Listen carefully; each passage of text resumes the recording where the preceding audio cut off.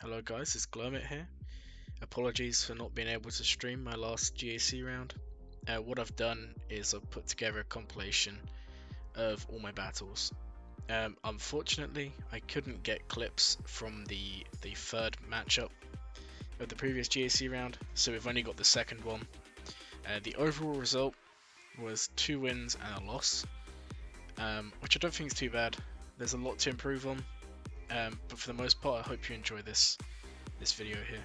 So in the first battle you can see here we tried Bad Batch against Grievous, and because Newt's there and because he was spreading his debuffs, unfortunately it meant that we suffered a defeat in the first battle of our GAC round. But fear not, we will clear that up later on in the video.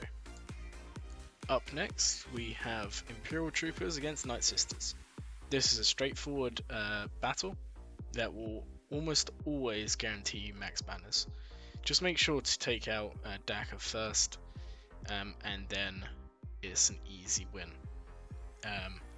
Yeah, you can't really go wrong with this counter here.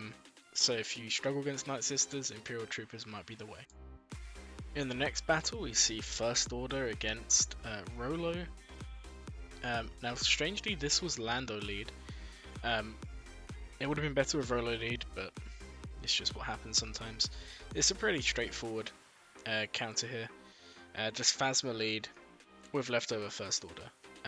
The rest of my First Order was on defense, so this is what we had left. There was no teams on the opposition lineup that we could have really used an OG Kylo to solo, so he fits into this team pretty nicely.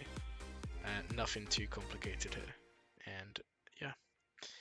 Next up we have another loss for us. We tried doing the Emperor Palpatine Vader Mara Jade counter to Padme with Commander Ahsoka.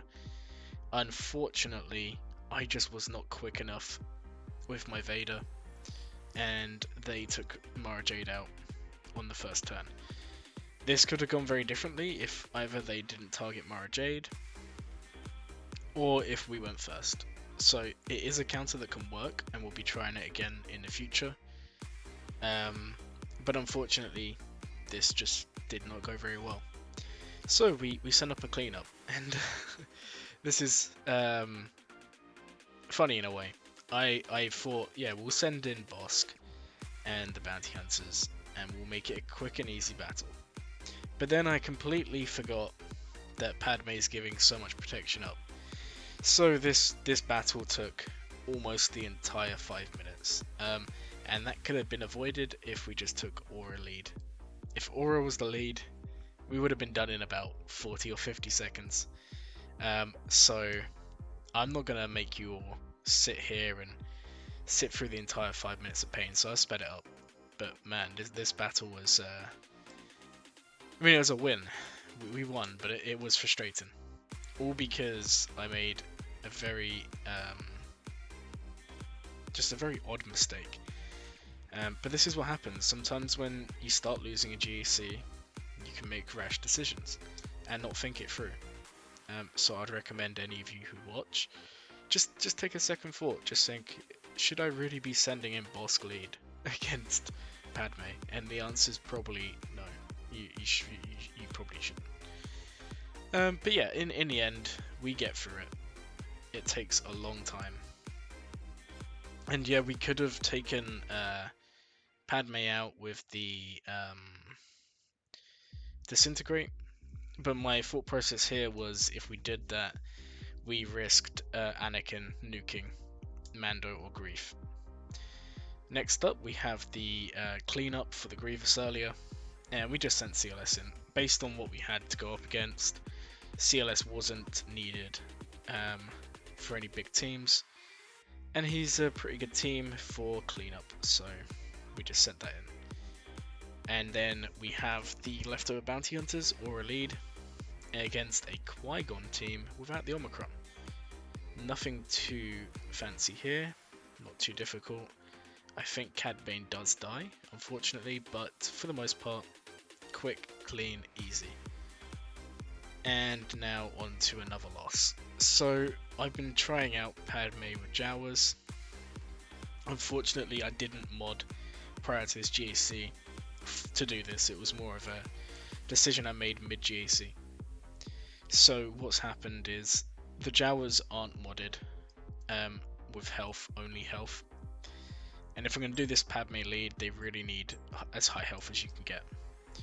So unfortunately that didn't really work out. So we took in Jedi Knight Revan to clean up the Iden team. Nothing too complicated here. It's just, it takes a while to burn through what's left here. I would say though, Jedi Knight Revan seems to be a pretty good counter to Iden. Primarily because of the tenacity up that his team gets. And just being able to mark down people. It's good.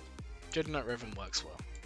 If you plan on using Jedi Knight Revan to counter Iden, or really any team, what I would say to you is mod Jolie for as much health as you can. Because a lot of the time you'll find, if someone dies, like if Yoda dies early on, you kind of lose, like you just don't have the damage dealers. So having Jolie as healthy as possible is always a good thing. Okay, so we reached the back wall, and there were no GLs on defense. The only Galactic Legend we took was Jedi Master Luke. So there was this BAM team, and Beskar Mando can be a bit tricky on defense, especially considering I've used some pretty big teams by this point. So I just opted for the safe route, took in my Jedi Master Luke. I probably could have done it with only 3 Jedi here, but we just took in a full team and played it safe. Next up, we had a Relic 5 Boba Fett Sign of Django under Bossk lead. Again, I don't really want to take risks with these teams, so we took in Gas 5 first. We'd initially saved Gas 5 first to take out any big teams really, but thankfully we didn't need to use that, so we used them here. And even with ZAM Omicron, this team was no match for Gas. Next up, we have a Palpatine team. We just took Darth Revan.